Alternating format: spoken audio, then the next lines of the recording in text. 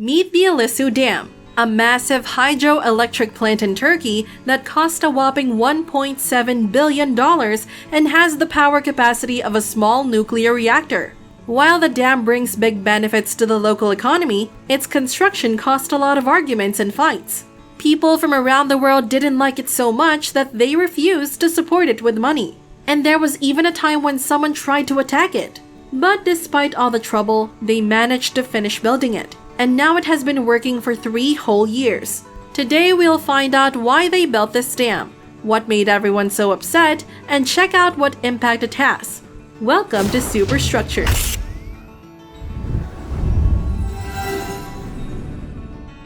The Ilisu Dam stands in southeastern Turkey, near the Syrian border, and is positioned on the Tigris River, a historical river known for being the birthplace of the ancient civilization of Mesopotamia.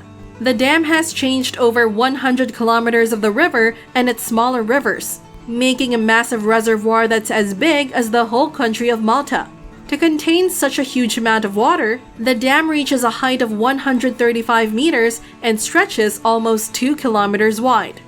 The Ilisu Dam ranks among the largest dams in Turkey, comparable to other massive structures like the Ataturk Dam. But why was this colossal dam necessary? It's part of the extensive Southeastern Anatolia project, a local initiative with roots dating back to before World War II. In those early years, electrical energy was a critical issue, particularly in the southeastern region of Turkey. The government then explored suitable locations along the Euphrates and Tigris rivers for hydroelectric plants. Over time, these locations were integrated into the SAP, resulting in the construction of 22 dams and 19 power plants, boasting a total capacity of 27 GW, capable of powering nearly 10 million households. Besides generating electricity, the project facilitates irrigation for the entire region, enhancing local cotton production almost threefold between 1991 and 2001. Several dams were constructed in the 80s and 90s, but the Ilisu Dam is relatively newer, with its foundation stone laid in 2006. Let's delve into its construction process. Initially expected to be completed by 2016, the journey faced delays, primarily due to financial challenges. The original plan involved funding from multiple European agencies, but 2 years into construction, this support was abruptly halted. Why? The historical significance of the Tigris River played a role, notably just 60 kilometers upstream from the dam at the ancient town of Hasankeyf. This town, with archaeological treasures spanning over 10,000 years, faced submersion as the dam's reservoir filled up. Hasankeyf was not alone. Nearly 200 villages in the area, affecting almost 80,000 residents, were also at risk of relocation due to submersion. These concerns, coupled with environmental issues, triggered widespread international controversy. Environmental and human rights organizations compelled European agencies to withdraw funding, leaving the Turkish government to finance the project internally. After the funding hiccup, the Turkish government secured loan approval from a local bank, allowing construction to resume in 2010.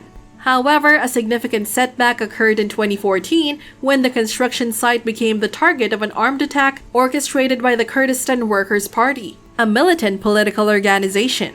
Kurds, constituting about 20% of Turkey's population, include some advocating for an independent Kurdish state, with the PKK actively working toward this goal. Given their location in southeast Anatolia, the SAP project, including the Ilisu Dam, directly affects the Kurdish population, leading to conflicts and occasional violence. The PKK has asserted that the Ilisu Dam was constructed primarily for security reasons, aiming to curb their militant activities. In attempts to halt the construction, they launched attacks on various dams, including Ilisu, leading to a temporary suspension lasting several months. After overcoming these challenges, the dam was ultimately completed in 2018, and the reservoir was prepared for impoundment. However, due to severe water shortages downstream in Iraq, the reservoir's filling had to be postponed for another year. Finally, in 2020, the project concluded, and the dam's power plant commenced electricity generation. With 6 substantial turbines, it transforms the water's immense pressure into electrical power, yielding approximately 3.8 GW annually. This capacity is sufficient to supply electricity to around 1.3 million households in the region, underscoring the significant impact of the Ilisu Dam.